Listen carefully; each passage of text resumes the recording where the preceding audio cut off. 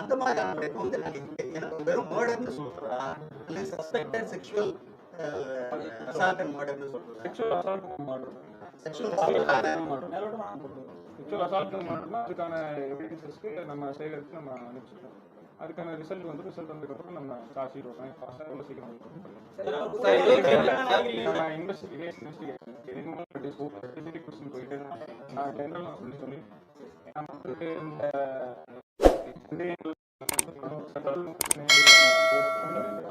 என்ன தேவையோ அது எல்லாமே நம்ம டிஸ்கஸ் பண்ணுறோம். இந்த ஸ்பெசிஃபிக் டீடைல்ஸ் நான் சொல்றேன் சரியா இருக்காது. டைம் டேட் பிளேஸ் ஆஃப் சொல்றது சரியா இருக்காது. சார் நான் சொல்றேன் 22 கேஸ் சோ புனேல வந்த ஒரு கைதி கிரைம் சரியா ஃபாலோ பண்ணல சார். இங்க பாருங்க, தூத்துக்குடி மாவட்டத்தில் வந்துட்டு 1500 சரித்திர பதிவேடு குற்றவாளிகள் இருப்பாங்க. எல்லாத்தையுமே நம்ம ஃபாலோ பண்ணிக்கிட்டு தான் இருக்கோம். அது ஒருத்தர் பின்னாடி 24 நம்ம ஃபாலோ பண்ணிக்கிட்டு தான் இருக்கோம். அது ஃபாலோ பண்ணாம கிடையாது. ஃபர்ஸ்ட் எல்லாம் புரிஞ்சுக்கோங்க. ரெண்டாவது விஷயம், அப்படியே ஃபாலோ பண்ணிட்டு நம்ம திருப்பி போய் அன்னைக்கு நம்ம செக் பண்றோம் அப்படின்னு நம்ம எந்த குற்றம் செய்த நபரும் தானா வந்துட்டு நேற்று இந்த குற்றம் நான் செஞ்சுட்டேன் அப்படின்னு சொல்ல மாட்டாங்க. சொல்ல உங்களுக்கு புரியுதுங்களா? அந்த நபரை நம்ம கைது பண்ற அளவுக்கு அந்த நபரோட சந்தேகத்தை வச்சு அவங்க சொல்ற முரண்களை நம்ம கரெக்டா எங்க கிட்ட இருக்க ஆதாரங்களை வச்சுதான் நம்ம வந்துட்டு அவங்க பிடிக்கணும். உங்களுக்கு புரியுதுங்களா?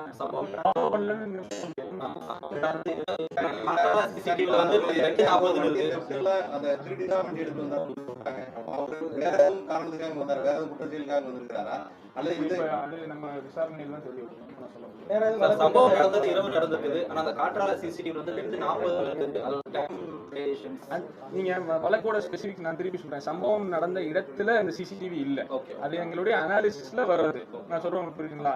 அது அந்த நபர் வந்துட்டு அது இவ்வளவு இந்த டிஸ்கிரிப்ஷனுக்குள்ள நம்ம ஏன் போகணும்னு நான் கேட்கறேன். இந்த டிஸ்கிரிப்ஷன்ல அவர் எந்த நேரத்துல அந்த நேரத்துல போனாரு அந்த தகவல் தெரிஞ்சு நீங்களும் எதுவும் பண்ண போறது கிடையாது.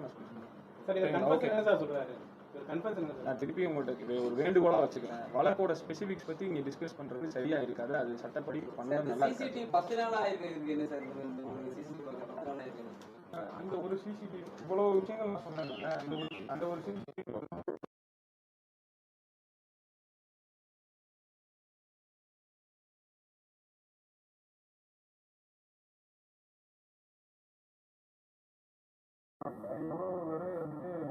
இந்த மாதிரி பண்ணிருக்க வாய்ப்பு இருக்கு. அவங்க சொல்றதெல்லாம் உண்மையா நான் சொல்றவங்க புரியுதுங்களா? அந்த வேலை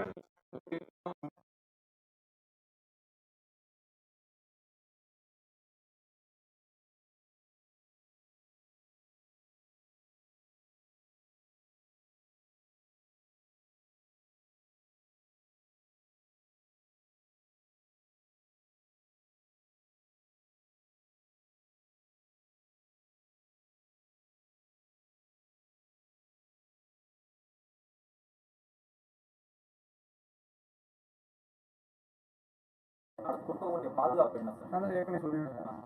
பின்பீட் அதிகப்படியாக மார்ச் பண்ண போகிறோம். அதிகப்படியாக மார்ச் பண்ணிட்டு அதுக்கப்புறம் சிசிடிவி கேமராஸை டிராஸ்டிக்காக இன்க்ரீஸ் பண்ண போகிறோம். ஏற்கனவே அதை ஸ்டார்ட் பண்ணியாச்சு. அது ஏற்கனவே ஸ்டார்ட் பண்ணியாச்சு. ஒட்டுமொத்த மக்களுக்கு இந்த நபர் பின்னாடி அரசியல்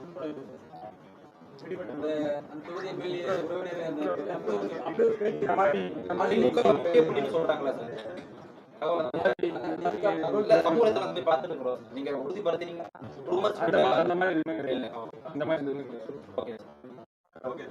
காலையில் வர நீதிமன்றத்தில் வந்து கையெழுத்து போடுறாங்க. அதை திரும்பி சொல்றேன்.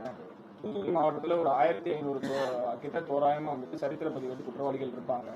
அந்த அவர் எல்லாத்தையும் நம்ம கண்காணிச்சு தான் இருக்கோம். இது மட்டும் இல்லாம பல வழக்குகள் வந்து ரிப்போர்ட் ஆகும்.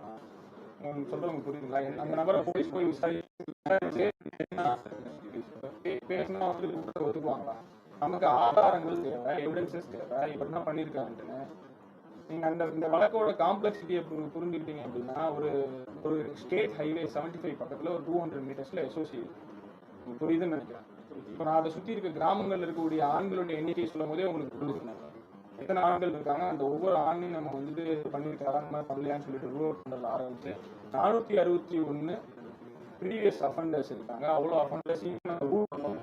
அவங்கள போய் விசாரிச்சு சொல்ற ஸ்டேட்மெண்ட் பார்ட் ஆஃப் ரொம்ப தரோ அண்ட் ப்ரொஃபஷனல் லைன்ஸில் நடந்துச்சு. எந்த அழுத்தம் காரணமாகவோ இல்லை எப்போ ஒரு நபர் வந்து கன்ஃபர்ஷன் பண்ணிட்டாங்கிறதுக்காகவோ நாங்கள் கையிலே எஃபெக்ட் பண்ணலாம்.